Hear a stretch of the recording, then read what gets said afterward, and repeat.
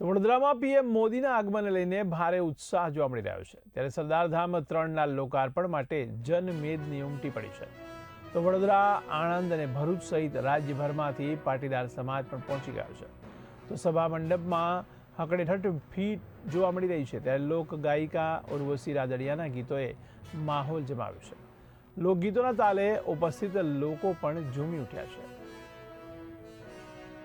અમે પ્રધાનમંત્રી મોદી સાહેબને જોવા માટે ખૂબ જ આતુર છીએ અને એક્સાઇટેડમેન્ટ છે અમને આ સરદારધામના લોકાર્પણનું અને એ પ્રસંગે અમારા મોદી સાહેબ આવી રહ્યા છે તો ખૂબ જ અમે પાટીદારો ખૂબ ખુશ છીએ જે આપ માહોલ જોઈ શકો છો। Thank you.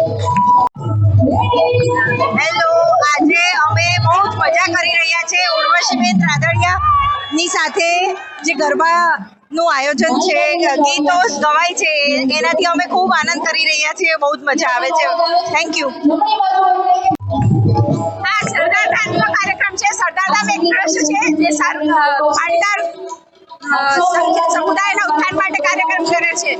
એના ઉદ્ઘાટન સમારંભમાં મોદીજી પધારી રહ્યા છે અને અમને અતિશય ઉત્સાહ છે। અમારા કાર્યક્રમને પ્રોત્સાહિત કરી રહ્યા છે। અમને બહુ જ આનંદ છે। મોદીજીના કામોથી અમે બહુ જ ખુશ છીએ। અમે એમને ખૂબ સપોર્ટ કરીએ છીએ। અમે આજે આવ્યા છીએ સરદારધામના પ્રોગ્રામમાં મોદી સાહેબનો પ્રોગ્રામ છે।